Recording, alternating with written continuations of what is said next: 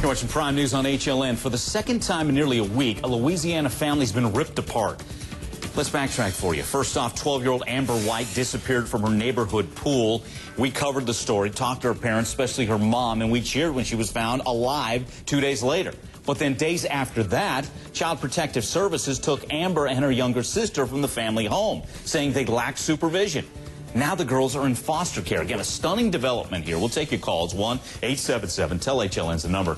Joining me to talk about this, Michelle Saindon, investigative journalist. You can always check out updates on stories like this at her website, michellesagona.com. Michelle's covered this one extensively. Also with us, family law attorney Kelly Saindon. Kelly, I'll start with you. How unusual is it? A family goes through what they went through just days ago. Now the two young girls are taken from the home and in foster care. What do you make of that? It is pretty unusual, but I think there's more to the story than just that she was abducted. Apparently, one of these two men had actually been in their home before, and this was a 12-year-old that walked to a pool by herself. She was abducted. Her dad picked her up from a store later. And so what I think happened is there was some investigation done that showed maybe they weren't keeping as close watch on these two girls as they should have, and maybe if the parents had paid a little more attention, this wouldn't have happened. Gotcha. Okay, Michelle, what are authorities saying? And again, because we're stunned to think that not only Amber, but her little sister will be taken from the home as well. It's very shocking, and I did speak with investigators, but they won't comment on the child protective end specifically. What I was told by them was that more arrests are probably underway, that they're still investigating this case and moving through things very carefully. They have the time to do so. They've already charged 2 people, as we know. I also spoke with Trey Williams. He's with the Department of Child and Family Services. They're based out of Baton Rouge, but cover the Shreveport area. And he cannot comment on this case specifically. He cannot go into detail about anything, but what he can tell me is that when more than one child is taken out of a house at a time, so in this case there's 2 children, they do their best to try to keep both of those children together when they place them first, hopefully with a family member, and if not, in foster care. And then they also do their best to work with the parents to try to bring those children back into the home again.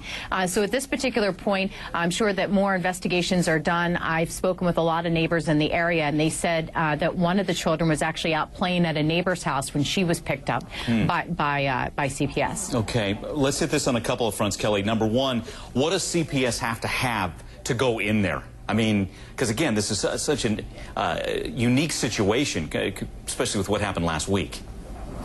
Well, usually you would have to have a report of abuse, something that raises suspicion of abuse, and under the Louisiana Code, this is abuse. It's considered abuse, failure to properly supervise. And the fact that this happened, that she was in fact abducted, that he's now been charged with rape, that her dad went and picked her up from this convenience store, that obviously raised suspicion. So I suspect that they started interviewing and found out that maybe these parents weren't as involved as the standard is in Louisiana. Okay, so then on the other side of it, so what do the parents have to do to prove this is a safe environment? We want and I should have our kids back.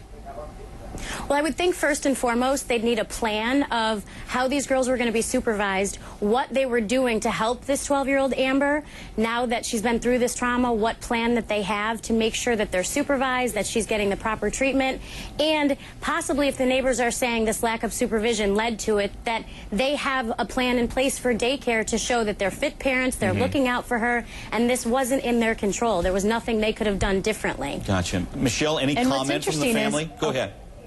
No, I did reach out to them, but unfortunately the phone rang and rang all day long. But I do want to say that we have to keep in mind that, remember, when Amber was recovered, she was placed back into the home. Right. And, and then an investigation took place after that. So there may have been information uncovered based on what she told investigators and the information that they were sort of seeking out about the abduction, which then in turn back into her family home, which then gave them the information that they needed to move forward, possibly, with drug tests maybe, or with whatever kind of investigative tools that they needed to be able to determine if these children are in an unsafe environment. Okay, again, a stunning development. Amber White and her younger sister removed from the home. Amber taken last week. We'll get the latest. Stay with us.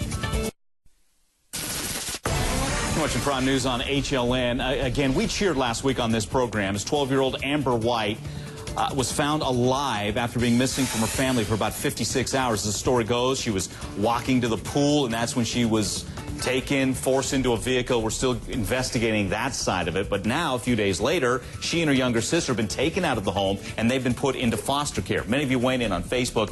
Tiandria writes this: that is wrong. The children should be with their parents. Jill says this: there is more to this story than kids being taken away for walking alone to the pool. And I know that strikes many of you. You're thinking a 12-year-old should be able to walk alone to the neighborhood pool. We'll take your calls on it. 1-877-TEL-HLN's the number. Michelle Sagona's with us. You can always check out more on stories like this at her website, michellesagona.com. Michelle, have you talked to neighbors, anybody else who's somewhat close to this situation? I have, since Amber disappeared, and then again today. And from what I'm told is that the environment inside of the home may not have been up to par. And I don't want to say too much because I do want to give Amber's family a chance to be able to respond to that, and that's why I reached out to them as well. And as you and I both talked to Amber's family, they were extremely concerned about their child being gone, and were doing everything that they could to be able to speak out and to cooperate and to help find their daughter. So, you know, it's sort of like in a he said, she said sort of fashion, and what neighbors will say about another neighbor. So I really don't want to get into too much detail. But from what I was told, it didn't appear to be the best environment for the children, and that's maybe why this happened, or maybe to pull them out and to do a deeper investigation. Gotcha. You're right. In talking to the mom, Karen White, she was so emotional, so overjoyed when her Amber came home alive. So same with her father, very concerned, very upset, relieved. You know, so this is interesting. Yeah, and that's why I'm sure it shocked so many of us. All right, Kelly, in looking at a case like this, being a family law attorney, I mean, can we delve into the mind? What could a 12-year-old and her younger sister be going through? I mean, this has been such a brutal week for them. Well, you have to know it's a brutal week for both of them, more so for Amber because of her alleged kidnapper being charged with rape. So we really have no idea yet exactly what she's been through. But then to be pulled away from your family, out of the environment that you know, even if it's not the most safe environment, you know, all sense of safety is probably gone for her. So she's going to need counseling. She's going to have to go through this evaluation to see if, in fact, her parents are suitable to take her back and what she needs to do to be on the road to recovery. And I'm sure her younger sister as well, because this has got to be very traumatic. Right. Michelle, real quick, again, to backtrack, there have been 2 arrests in Amber's case being held. 25-year-old Henry Lee's charged with aggravated rape. 19-year-old Brandon Player charged with contributing to delinquency of a minor. Any more arrests? Do we expect any more in the case? Yes, investigators have said, and I was told earlier today that they do expect more arrests in this case. So that's something that we should definitely keep our eyes on and be able to determine who else had a key in this investigation, who else may be charged. All right. Ladies, thanks so much. Michelle, Kelly.